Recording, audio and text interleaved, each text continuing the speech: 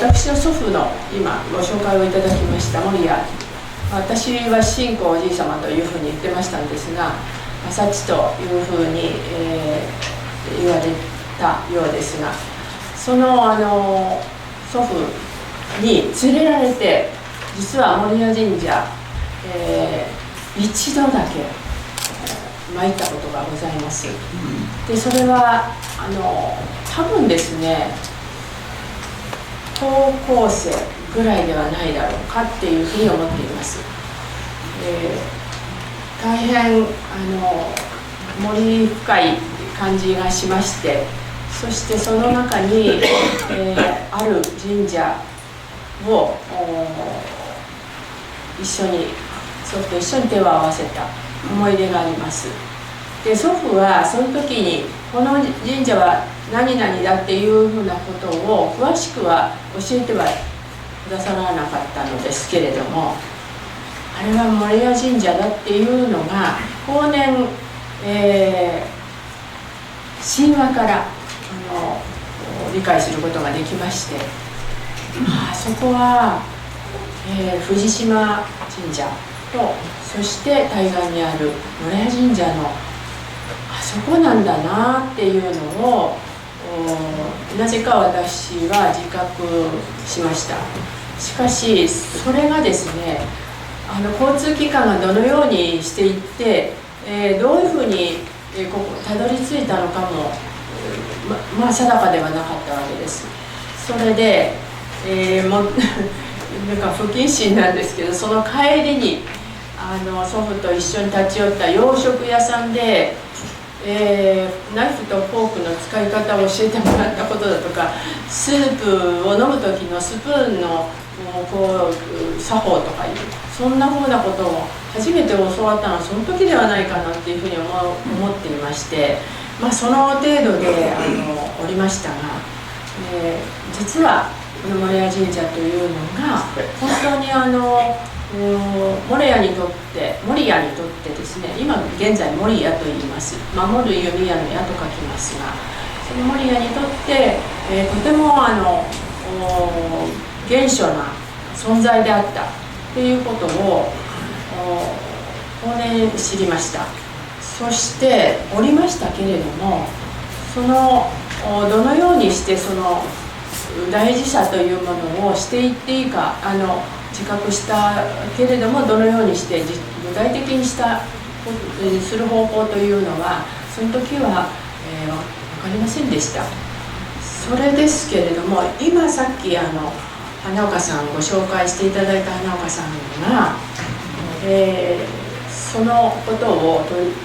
結んでいただいた存在であったように思います。でそれは私はまた一度そこには行きたいなというふうに思っておりましたから、実はその諏訪神社の全国諏訪神社連合会の中で、お話をさせていただいたことの時に、花子さんが待っていてくださって、帰りがけに、実は守谷神社のこの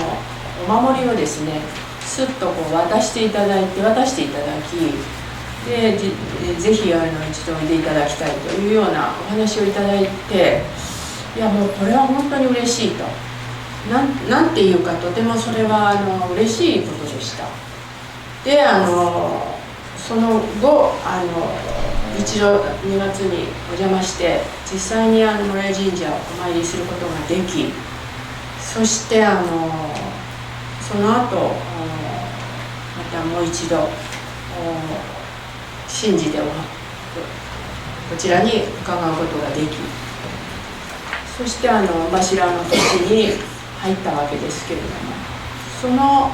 中で非常に私縁をつないでいただいたことを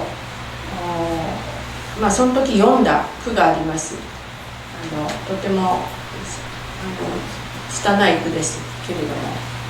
一つ目は20日の日のですね時に読んだ3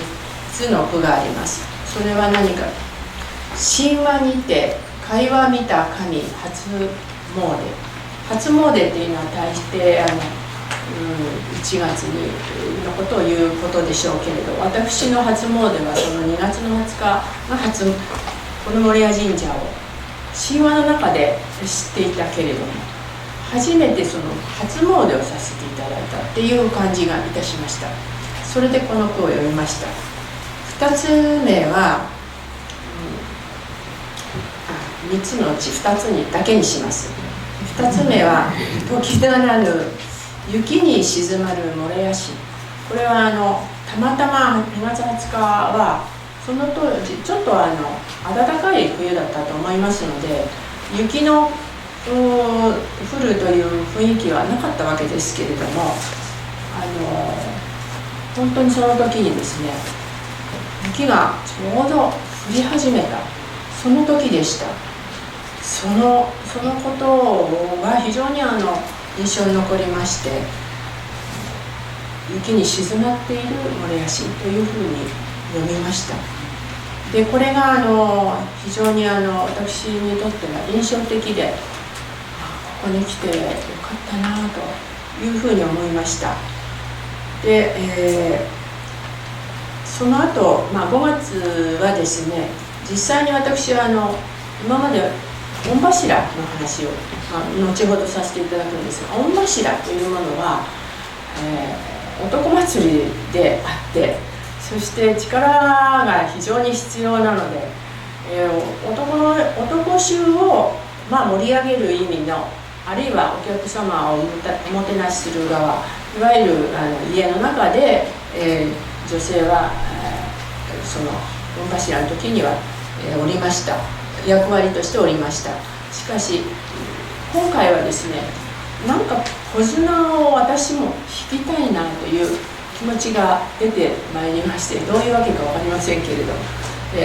前宮4の御柱がちょうど私の出身は高部というところです。知野の宮川というところの高部っていう、村です。その村の人たちがちょうど知野の人たちと、それから多摩川という多摩川も入ってましたかね、知野の人たちとそれから高部の人たちが一緒になって、前宮4を弾くという担当だったんです。それで、読みました。小綱弾く花心を手と読みます。手に聞こえるは神の声というふうに読みました。でこれはですね、実際に弾いていくことは神様の声を聞きながら弾くんだなっていう感じがしたものですから、この句になったんですけれども、要するにその御柱というものはやはり神様と直結しているお祭りなんだなっていうことも実際に今回体験いたしました。